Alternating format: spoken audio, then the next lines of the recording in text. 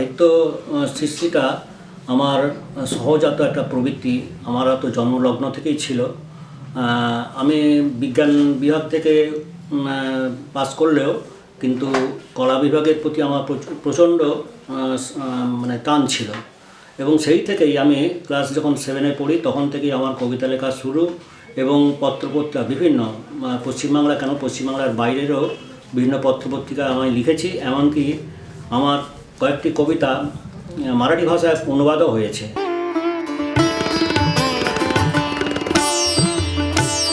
কবিতা মেলাতে পারছি আমার সন্তানের মতো ভাবি, কবিতা বা আমার লেখাকে সন্তানের মতো ভাবি, আর সন্তানের মতোই আমি তাকে লালন পালন করি, বড় করি এবং মানুষের হাতে তুলে দিয়ে আমি তৃপ্ত অনুভব করি।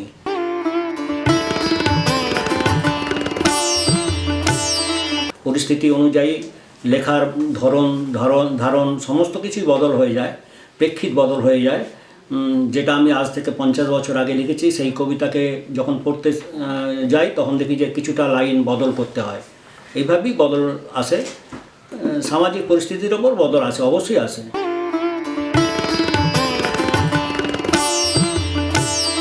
আমি এত লোকের ভালোবাসা পাচ্ছি, আমার বই পড়ছে, আমার কবিতার বই পড়ছে, গানের বই পড়ছে, তারপরে আমার উপন্যাস পড়ছে আমি, এবং তাদের বিভিন্ন গুণী মানুষদের আমি শুভেচ্ছা পাচ্ছি। এর থেকে আমি বুঝতে পারি তাহলে আমি হয়তো এক কদম এগোতে পেরেছি।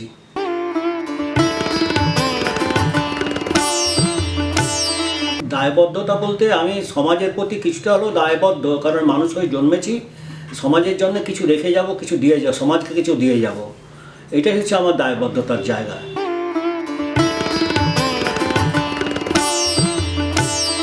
ওটা প্রকাশ করা বলতে এই যে আপনারা এসেছেন, আমার সাক্ষাৎকার গ্রহণ করছেন, এটা আমাকে অনেকখানি অনেক উচ্চ মাত্রায় পৌঁছে দিয়েছে, এটা আমি মনে করি, এবং এ থেকেই আমি খুশি, আনন্দিত।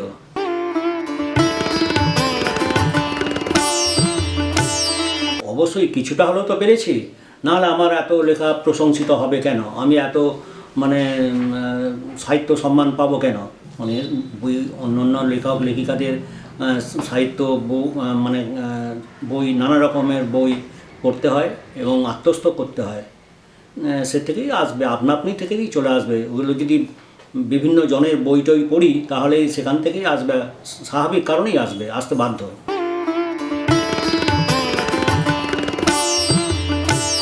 আমি খুব পুরনো দিনের সাহিত্যিককে আমি পড়তে চাই। নতুন সাহিত্যিকরা যে ভালো লিখছে না তা নয়, কিন্তু আর্থিক কারণেই হয়তো আমি সেই সব বই কিনতে পারিনি। এখন দ্রব্যমূল্যের দামও অনেক বেশি, কিন্তু পুরানো দিনের বই আমি কলেজ স্ট্রিটে গিয়েও অনেক বই কিনে আনি, স্বল্প মূল্যে কিনে আনি এবং সেগুলো পড়ি। যেগুলো আমার পড়া হয়নি সেগুলো আমি পড়ি। সেখান থেকেই সনাতনী ভাষা বা ভাবনা এটাও এসেছে।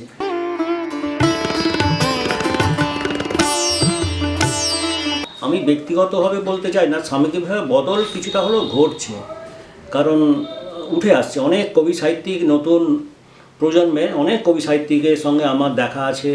সাহিত্যের মঞ্চে আমরা যাই, সেখানে আলাপ আলোচনা হয়, দেখি যে সাহিত্য পিছিয়ে যায়নি, সাহিত্য এগিয়ে চলেছে।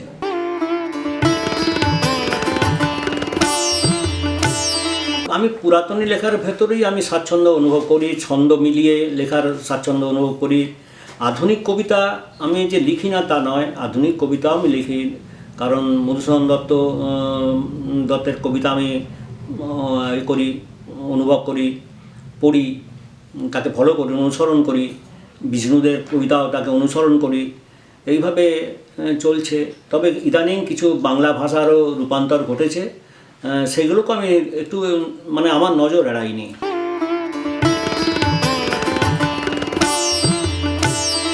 এদের প্রশংসা করলে বরং কম করা হবে। আমার বৌমা বলুন, আমার নাতনি বলুন, আমার নাতনি আমার এই শাশুড়ি আমার কাছে থাকে, খুব ভালো মানুষ একজন।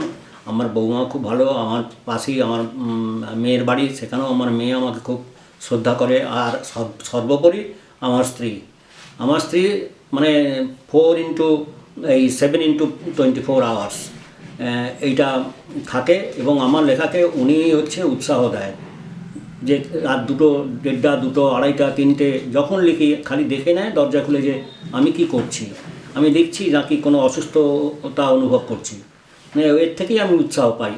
এবং আমার ছেলে, এখানে যে ছেলের সঙ্গে থাকি, সেই ছেলেও আমাকে আজ পর্যন্ত বলে না যে বাবা তুমি কি করছো, লিখছো কেন। এটা আমার সবার থেকে আমি সাপোর্ট পাচ্ছি, নাহলে হয়তো এটা সম্ভব হতো না।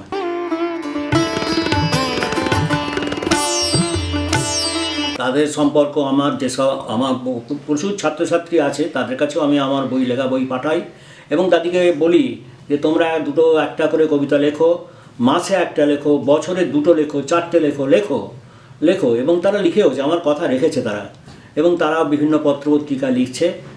আমার অনুপ্রেরণার জন্যই এটা সম্ভব হচ্ছে, তাদেরও সম্ভব হচ্ছে, তারা আমাকে কৃতজ্ঞতাও জানায়। ফলে আমিও অন্য দিক থেকে একটা আনন্দ অনুভব করি যে না, আমি কিছু পেলাম তাদের কাছ থেকে।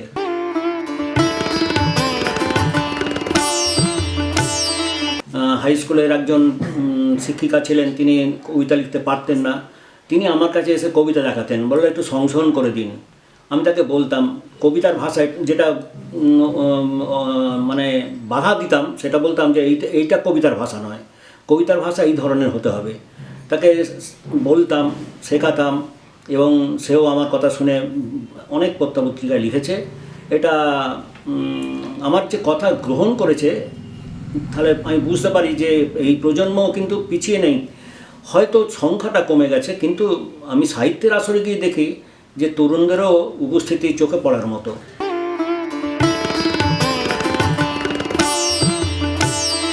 আধুনিক শব্দের ভিতরে বিচরণ নেই। আমার যদি কেউ সব বই পড়ে থাকে তাহলে তারা বুঝতে পারবে আধুনিক ক্ষেত্রে আমার বিচরণ আছে, অবশ্যই আছে।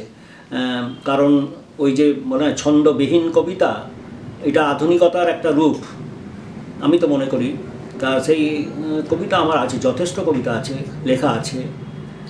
হয়তো আমি মার্জিত ভাষাও ব্যবহার করি, যেটা এখনকার অনেক লেখকদের আমি দেখেছি যেটা আমি মেনে নিতে পারিনি ভাষাগুলোকে। যেমন একজন উপন্যাস আমাকে পড়তে দিয়েছে, তার ভাষাতেও এমন কিছু আপত্তিকর শব্দ তিনি প্রয়োগ করেছেন যেটা ওটা আধুনিক হতে পারে, কিন্তু সামাজিক বলে আমি মনে করি না।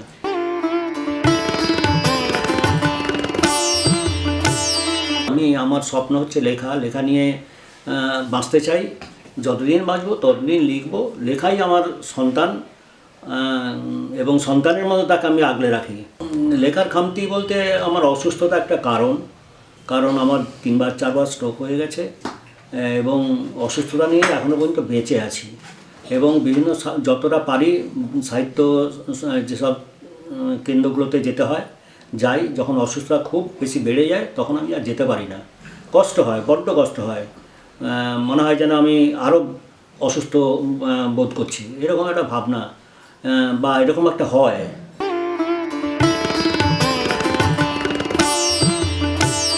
হ্যাঁ, আমার প্রতিবন্ধকতা অনেকবার এসেছে। আমার বন্ধুর পদ বলুন, কন্ট্রাক্টর কিংবা পদ বলুন, আমি সত্যিই পেরিয়ে এসেছি। যখন আমার কবিতা কেউ ছাপতো না, এমন একটা সময় গেছে, যে কোনো কারণেই হোক, পারিপার্শ্বিক কারণেই হোক, যে কোনো কারণেই হোক, ছাপতো না। কিন্তু যখন আমি আমার জন্মভূমি হুগলি জেলা ছেড়ে হাওড়া জেলায় আসি, তখন কিন্তু আমাকে অনেক পত্রপত্রিকা আমাকে জায়গা দিয়েছে। সেই বাধা বিপত্তি কাটিয়ে তারপর থেকে আমি একটা সরল রেখায় হাঁটছি।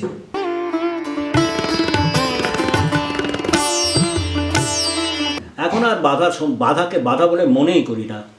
এখন আমি বাধাকে বাধা বলে মনে করি না। কী হয়েছে, কেউ আমার লেখাকে তো কেউ আটকাতে পারবে না। অবশ্যই দায়িত্ববান করে যে আরও লেখো, তোমার লেখার জন্য আরও অনেকে তাকিয়ে আছে। এবং সেটা আমি আমার মানে ফোন আলাপেও দেখি, চিঠিতেও দেখি, আমাকে আহ্বান জানায় যে এসো আমার এই অনুষ্ঠান। নিশ্চয়ই আমাকে তারা ভালোবাসে এবং আমার লেখার গতিটাকে আরও মানে গতিময় করতে চায়। আমি লেখা ছাড়া আমি আর বাঁচব না, এটাই হচ্ছে আমার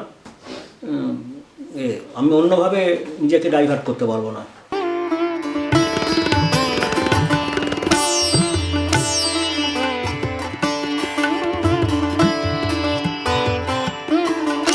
নমস্কার, আমি শতাব্দী মণ্ডল। আমি বাবার একমাত্র কন্যা। আমি বাবাকে দেখছি ছোটবেলা থেকেই বাবা লেখার সাথে যুক্ত, এবং আমার যা কিছু হয়েছে আমার বাবা মার জন্যই। আমার মানে সমস্ত এখনও কিছু আমার বাবাই আমাকে সাপোর্ট করে সব কিছুতেই। কিন্তু আমার স্বপ্ন ছিল আমার বাবা কোনো একটা জগতের সাথে থাকুক। আমরা সবাই চাই, আমার দাদা ভাই, আমার ভাইয়ের বউ, নাতি নাতনি সবাই চায় তারা যে আমার বাবা কোনো একটা জায়গায় পৌঁছোক। আমার বাবাকে আমরা দেখি টিভির পর্দায়। আমার এটা একদম মেয়ে হিসেবে আমার খুব ইচ্ছা। আমি চেয়েছিলাম আমার বাবা আরও বেশি করে লিখতে মানে আগ্রহী হোক, এবং আরও যেন মানে সবার কাছে পৌঁছে যায় আমার বাবা, এটাই আমি চাই। আর আমার বাবাকে আমি যেন মানে ভগবানের কাছে প্রার্থনা করব আমার বাবা যেন আমাদের কাছে সারা জীবন ধরে আসে, এবং এই রকম বাবা মা যেন আমি মানে যতদিন বাঁচবো বা পরের জন্মেও আমি যেন পেতেই থাকি। এরকম বাবা মা আমার কপাল করে আমি আমার বাবা মাকে পেয়েছি। আমি চাই সারা জীবন ধরে আমার বাবা মাকে যেন আমি কষ্ট না দিয়ে আমি ভালো রাখতে পারি। নমস্কার, আমার নাম টিয়ারানী সামন্ত। আর আমি বিয়ে হয়ে বুঝি দেখছি যে একই দেখছি, লেখালেখি জগতে সবই আছে, আর ছেলে মেয়েরা সবাই করে, সবাই ভালোবাসে, সবাই বাবা মাকে কেউ কিছু করে না, সবাই করে। নাতি নাতনিরা, মেয়ে বৌমারা, ছেলে, আমাদের সবাই শ্রদ্ধা করে। সবাই যখন বই আসে আমারও খুব গর্ব হয়, আমারও খুব আনন্দ হয়। ও নিজের ভাবনা নিয়েই এগিয়ে যাচ্ছে, আমাদেরও সবার ভালো লাগে। আমাদেরও যখন বই আসে সবাই বলে, সবাই আমার দিকে করে যে না ভালো, তখন আমারও ভালো লাগে যে তুমি লিখো, আমি কিছু বলি না। আমার গর্ব হয় যে উনি আরও লিখুক, আরও বড় হোক, আরও করুক, আমারও ভালো লাগে, সবারই ভালো লাগে যে উনি একটা কোনো করে না, বই নিয়েই লেখালেখি করে, এটা ভালো লাগে। আমারও গর্বিত হয়, ভালো লাগে যে উনি লিখুক, আরও বড় হোক। নমস্কার, আমি তনুশ্রী সামন্ত। আমার শ্বশুরমশাইয়ের নাম বিশ্বনাথ সামন্ত, ওনার আমি ছোট বৌমা। আমি বিয়ের পর থেকে আসার পর থেকেই দেখি উনি মানে ব্যবহার তো ঠিকই আছে, আমি শুধু ক্যামেরার সামনে বলছি না যে মানে বলতে হয় বলে, ওটা একদমই না। মানে খুবই আমি ওনাকে শ্রদ্ধা করি, উনিও খুব ভালোবাসেন। এবং বিয়ের পর থেকেই দেখি উনি লেখালেখিটা নিয়েই বেশি লেখালেখি উনি করেন। সকাল বলো, দুপুর বলো, রাত বলো, যখনই একটু ঘরে ঢুকি বাবা কী করছেন দেখি না, উনি মুখ নিচু করে লিখেই যায়। উনি খুবই লিখতে ভালোবাসেন, এবং ওনার অনেকগুলো বই যেমন মাঝে মধ্যে আমাদের পড়া হয়, যেমন গান বলো, কবিতা বলো, গদ্য বলো, মাঝে মধ্যে যখন সময় হয়, আমি পুরোই হাউসওয়াইফ বলতে গেলে, মাঝে মধ্যে সময় হলে দেখি, মানে খুব ভালোই লাগে। এবং আমার শ্বশুর শাশুড়ি সবাই মোটামুটি বাড়িতে আমরা থাকি একসঙ্গে। আই ফিল প্রাউড, আমি খুব গর্বিত করি আমার শ্বশুরমশাই যে খুব মানে লেখালেখি করেন। আমি সত্যি বলতে খুবই ভালো লাগে, এবং আমি চাই যে আমার শ্বশুরমশাই যেন সবার কাছে, এই নামটা যেন সবার কাছে পৌঁছে যায়। নমস্কার, আমার নাম শাস্ত্রী সামন্ত, আমার দাদুর নাম বিশ্বনাথ সামন্ত। আমি যখন ছোট ছিলাম তখন থেকেই দেখতাম দাদু অনেক লিখতো, সেটা গান, বই, তারপর কবিতা, গল্প, অনেক কিছু। আমি নিজেও দাদুর লেখা গল্প পড়েছি, খুবই সেগুলো আনন্দ দেয় এবং আমার অনেক ইন্টারেস্ট আছে এগুলোর প্রতি।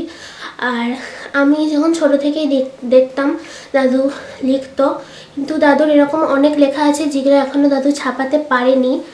ছোট থেকে একটা ইচ্ছা ছিল যে দাদুর বই সবার কাছে পৌঁছাবে, সবাই দাদুর নাম জানবে, দাদুর গল্প পড়বে, দাদুর গান, কবিতা, এবং দাদু যে গানগুলো লিখেছে এর অনেক ভালো সঙ্গীত শিল্পী সেগুলো গেয়েছে, এবং আমারও ওগুলো খুব ভালো লাগে। আর আমার ছোটো থেকে একটা ইচ্ছে ছিল যে দাদুর বই সবাই পড়বে, গান গাইবে, এবং দাদু বই সবার কাছে পৌঁছে যাবে।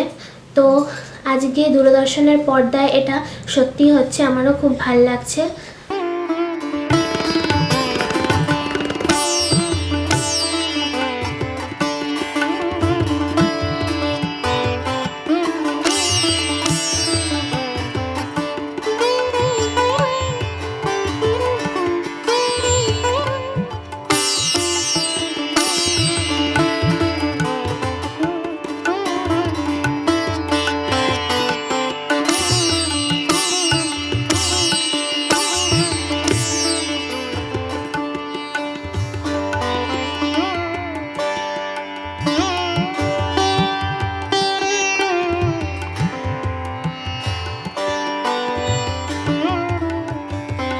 কবিতার বইয়ের নাম সীমানা পেরিয়ে, কবিতার নাম ফেলে আসা দিন।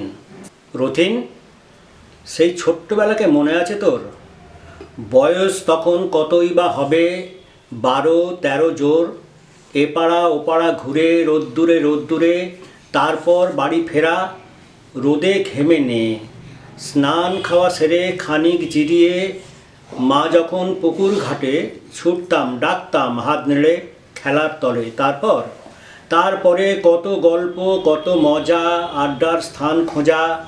অপরাহ্ন গড়িয়ে গেলে একদল কারুর বাগানে, অন্য দল আম আনারস নারকেল আনে। গৌর ভক্তদাস নঈমকে মনে আছে তোর? রথিন, মনে আছে জাতপাত মানতাম না সেদিন। মনুষ্যত্ব ভাঙে পাছে, কারণ সর্বশক্তি ঈশ্বর আল্লাহ মানুষেরই মাঝে বিরাজমান প্রত্যেক দিন। অন্ধকার গাঢ় হলে চুপি চুপি বাড়ি ফেরা প্রায় বকুনি দিতেন সংসারের বড়রা। স্কুলে যাবার পথে কত দুষ্টুমি হতো, ফেরার পথে আখ খেতে নিয়মিত ঘণ্টা 2 অন্তত। মৌন মন কারো হলে কখনো বাধা দিতিস তুই, সকলে হাসতাম শুধুই। প্রচণ্ড অভাব অনটনে হেঁটে গেছি পথ। আর আজ সময়ের সাথে সাথে পাল্টেছে মত, জাত ধর্ম কর্ম ভবিষ্যৎ।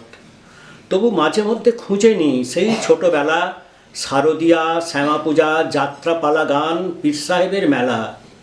উৎসব মুখর ছিল কৈশোর যৌবনে, আজ সেসব হারিয়ে নিঃস্ব। নষ্ট হয়েছে মূল্যবোধ, জীবনের মানে ক্ষণে ক্ষণে স্বার্থের টানে। এখত মেলাবার নয়, চেনাবার নয়, জানাবারও নয়। সময় পাবো কি কেউ সূত্রে নিতে? জানাস রথিন, পারবি কি তুইও পথ বলে দিতে? জানাতে পারবি না কিভাবে ফিরে আসবে সেই শুভ দিন?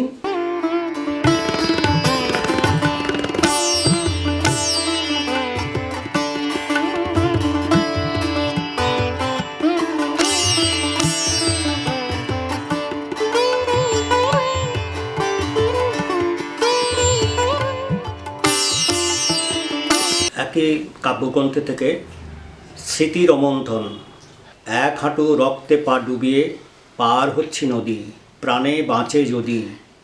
চোখের জল নদীর স্রোতে মিশে যাচ্ছে, দিশাহীন গন্তব্যস্থল। ফিরে তাকাই বারবার, ধেয়ে আসছে কিনা উত্তেজনা সন্ত্রাস। আর একবার মনে পড়ে শৈশব কৈশোর যৌবন, জন্মভূমি সেই উঠোন।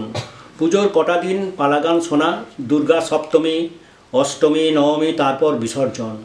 ঢাক ঢাকি মেলা, উৎসব প্রাঙ্গণ। মনে পড়ে হরিহর, মধুসূদন, হবিব চাচা, হায়দার, নঈমের পরিবার। স্বামী সন্তানহারা বিহবল বাতাসের মুখ, কত চেনা কত জানা স্মৃতি। ওরাও গ্রাম ছাড়া হয়েছে কিনা জানতে পারিনি সেদিন। পরে শুনেছি অনুমান নির্ভুল, রাজনৈতিক দলের গণতন্ত্রে পুড়ে গেছে ঘর ওদেরও। মধ্যরাতে মধ্যাহ্নে ভোরেও হবে বা বুঝি, যদি প্রকৃতির তাণ্ডবে সে বন্যা হোক বা বিধ্বংসী ঝড়ে হোক, ভেঙে যেত আশ্রয়, চলে যেত প্রাণ। কথা ছিল ভগবানের মন্দির অথবা আল্লাহর মসজিদে সর্বনাশের কথা শুনিয়ে কাঁদত, তা কিন্তু হয়নি। কারণ স্তব্ধ ছিল জনপদ, শুনশান সর্বত্র। নিদ্রামগন ছিল রাতের অন্ধকার আকাশও। হতাশা, দম বন্ধ করা পরিবেশ, গনগনে আগুন, সমক্রোধ। তবু হেঁটে চলা, রাত শেষ হবার আগেই পৌঁছতে হবে অজানা গন্তব্যে। অনেকেই মনুষ্যত্ব বিকিয়েছে সেদিন সস্তা দামে, হয়তোবা বাধ্য হয়েই। সম্ভ্রম নিয়ে বাড়ি ফেরা ছিল না সহজ। বিদ্রোহী হলে গণতন্ত্রের নামে জনরোষ শব্দ রটিয়ে অশ্লীল ভাষায় বোমা বারুদের অন্ধকারে সব কিছু ম্লান। এমনই সেদিন হিংস্র দানবের দল। মা, বোন, বইদের কান্না, অসুস্থ সন্তান, প্রিয়জনও রেহাই পায়নি শত অনুরোধে। আত্মসমর্পণ তিক্ত অভিজ্ঞতা আছে কারো, লাঞ্ছিত রক্তাক্ত হতো হাটে মাঠে সর্বত্র উৎসবের মেজাজে। অনেকেই হারানো স্বজন খুঁজেছে নিঃশব্দে নীরবে। মনে পড়ে ক্ষণে ক্ষণে অহর্নিশ, আজও ঝড় ওঠে মনে, জোয়ার ভাটার মতো ফিরে আসে বারবার স্মৃতি। ফিরতে তো ইচ্ছে হয় সেই উঠোন, এক চিলতে ঘরে, আলো অন্ধকারে গ্রামের আলপথ মাড়িয়ে। হায় রে হায়, বয়স গেছে বেড়ে, রোগভোগ নিত্য সঙ্গী, বাধা আছে কত, হয়তোবা শ্লেষও বাধা দেয়। সেই দিন যা অতীত বারে বারে ফিরে ফিরে স্মৃতি ছুঁয়ে যায়। অতীত ভুলতে পারিনি, তবু গ্রাম আজও টানে। সেই নদী মেঠোপথ চাঁদ তারা জানে, হিসাব রেখেছে সন্ত্রাস মৃত সন্তানে। প্রতিবাদী রক্তে পথ গেছে ভিজে, যা দৃশ্য সেদিন ছিল মনে এলে শিউরে উঠি নিজে।